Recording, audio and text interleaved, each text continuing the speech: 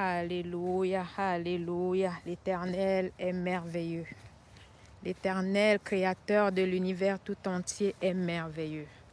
Bien-aimés, me voici encore pendant ma pause pour partager avec vous ce morceau de parole, ce verset du jour qui se trouve dans Ézéchiel.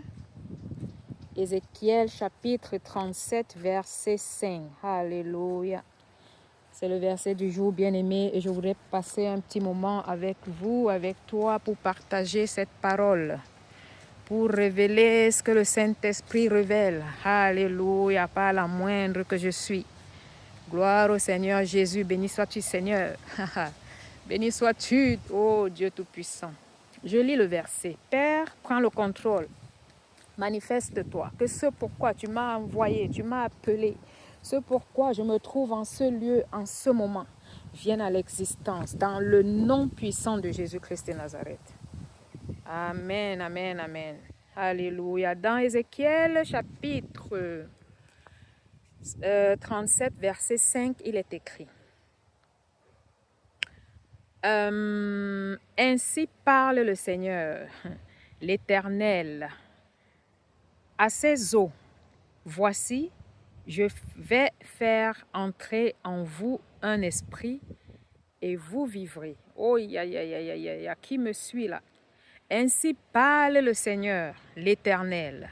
À ces eaux, je vais faire entrer en vous un esprit et vous vivrez. Oh, gloire à toi Seigneur pour cette parole. Gloire à toi pour la révélation.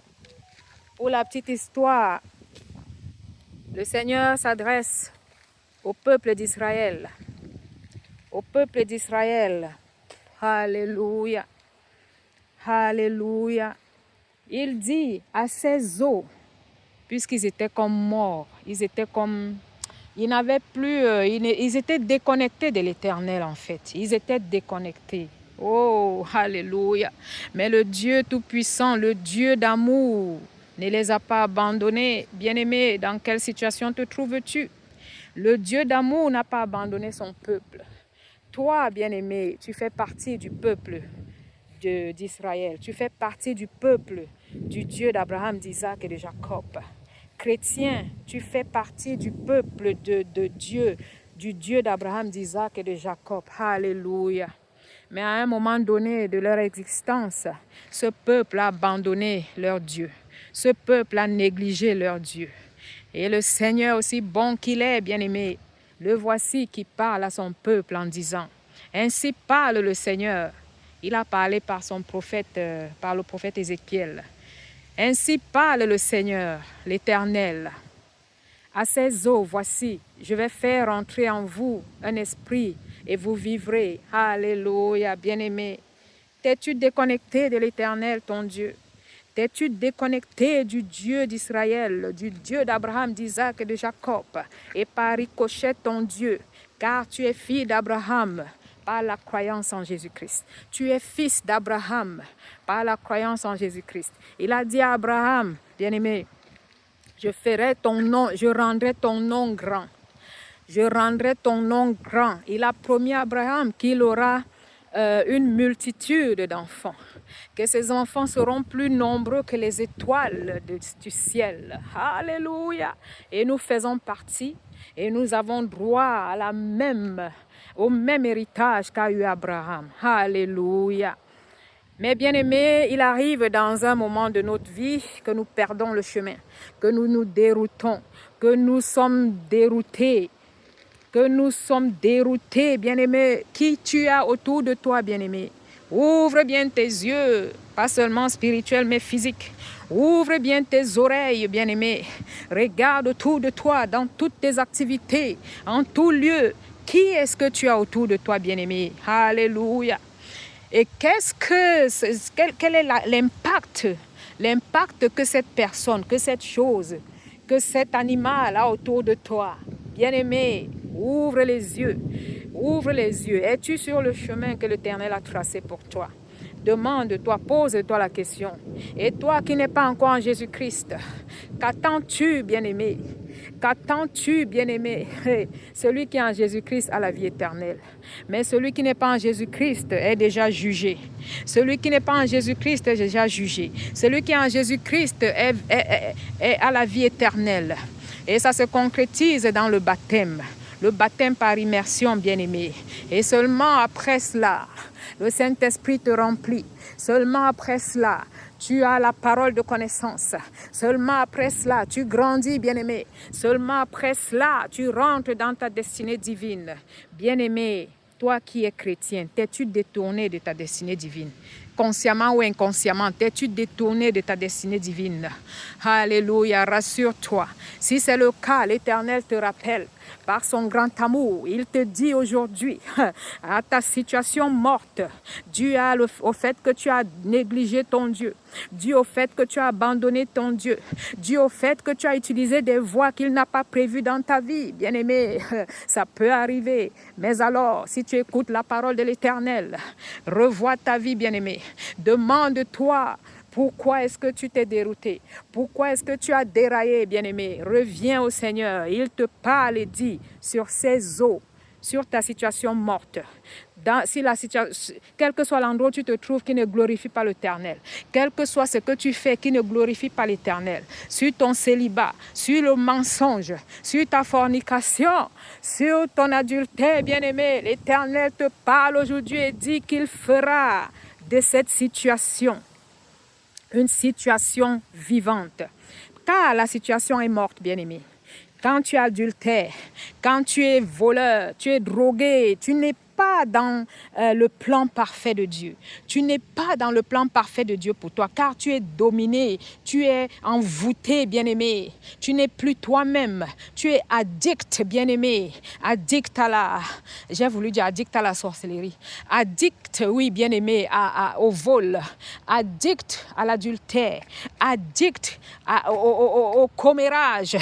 Tu es addict, bien-aimé, à la prostitution. Si tu ne peux plus te délivrer, si tu ne peux plus sortir de la situation qui n'est non seulement pas bonne pour toi, non seulement pas bonne pour la vie éternelle que l'Éternel Dieu a prévue pour toi, non seulement pas bon pour ta famille, tes enfants, ta femme, ton mari. Oh, bien-aimé, écoute cette parole aujourd'hui. L'Éternel te parle et dit, sur cette situation, je relis, ainsi parle l'Éternel à ces eaux. Les eaux sont morts en fait. Les eaux sont morts. Donc il te dit à ta situation morte, à ta situation pécheresse, voilà le résumé. À ta situation pécheresse, voici, je vais faire entrer en vous un esprit et vous vivrez. Oh bien-aimé, l'Esprit de Dieu qui est Dieu. Oh bien-aimé, nous avons vu il y a quelques jours avec le baptême, avec la croyance en Jésus-Christ, avec la nouvelle naissance. Tu crois en Jésus et tu décides de faire le pas. Et tu le concrétises par le baptême d'eau, par le baptême par immersion, bien-aimé. Et ensuite, tu reçois le Saint-Esprit comme il a été pour Jésus-Christ de Nazareth, notre Seigneur, notre Sauveur. Et ensuite, le Saint-Esprit t'enseigne, le Saint-Esprit te fortifie, le Saint-Esprit te parle. Il te dit, va à gauche, va à droite, ne va pas à gauche, ne va pas à droite. Bien-aimé, tu dois être attentif. T'est-il arrivé un moment d'être inattentif? T'est-il arrivé un moment d'être discret? Et l'ennemi, l'adversaire, a profité de l'occasion. Oh, bien-aimé, je pense pendant que je parle. Étant bienfaiteur, pendant que tu fais du bien, bien-aimé, ça peut être utilisé pour le mal, pour ta vie. Ça peut être utilisé pour le mal, car en tant que born again, je dirais comme ça en anglais, en tant qu'enfant de Dieu, bien-aimé, tu as le règne de Dieu dans ta vie. Tout ce que l'Éternel a prévu pour toi vient à l'existence, bien-aimé. Quelle que soit la situation que tu vis, étant enfant de Dieu et en le servant en esprit en vérité, ne t'inquiète pas. Rassure-toi juste que tu sers le Seigneur Jésus-Christ en esprit et en vérité. Le reste se fera seul. Il te délivrera. Il te délivrera, même si l'adversaire croit t'avoir emprisonné. Il te délivrera, bien-aimé. Ça a été mon cas, bien-aimé. Oh, je veux rassurer à quelqu'un qui vit les fruits de la chair, qui vit dans les fruits de la chair, l'adultère, le vol, la fornication, tout ce que ça comporte, tout ce qui ne glorifie pas le Seigneur, tout ce qui est malsain. Bien-aimé, je voudrais dire que l'Éternel te parle aujourd'hui. Il dit qu'il fera de ta situation une situation contraire à celle qu'elle est actuellement. Il fera de ta maladie une guérison, bien-aimée.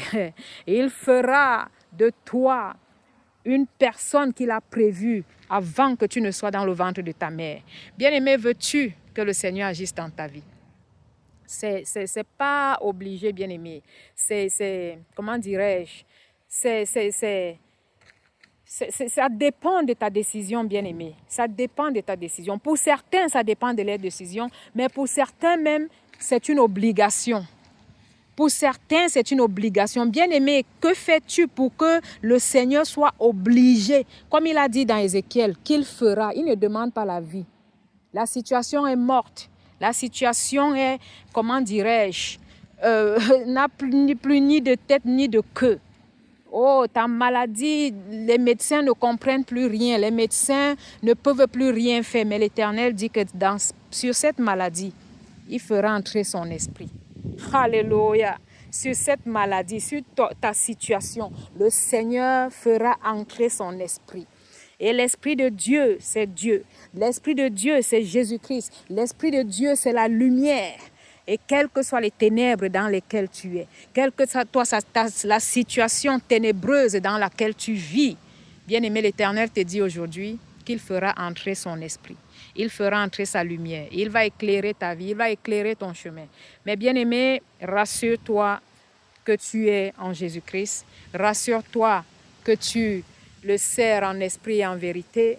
Rassure-toi que tu le sers par les fruits de l'esprit. Par les fruits de l'esprit, comme il est écrit dans Galates, bien-aimé. Alléluia.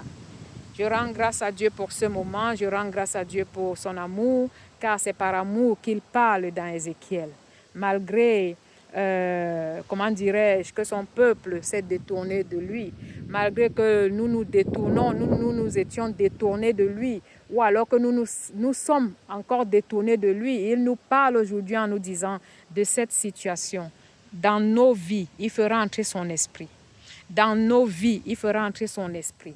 Bien-aimé, dis Seigneur, je veux de ton esprit. Seigneur, je veux de ton esprit. Seigneur, sauve-moi. Et il le fera. Il le fera en son temps. Il l'a fait avec Job. Il l'a fait avec plusieurs. Il l'a fait avec la femme à la perte de sang. Qu'est-ce qu'il n'a pas fait, notre Seigneur? Jésus-Christ est Seigneur, bien-aimé. Jésus-Christ est Seigneur. Alléluia.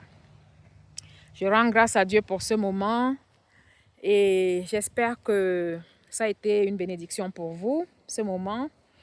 Et je prie que le Seigneur fait de vous ce qu'il a prévu.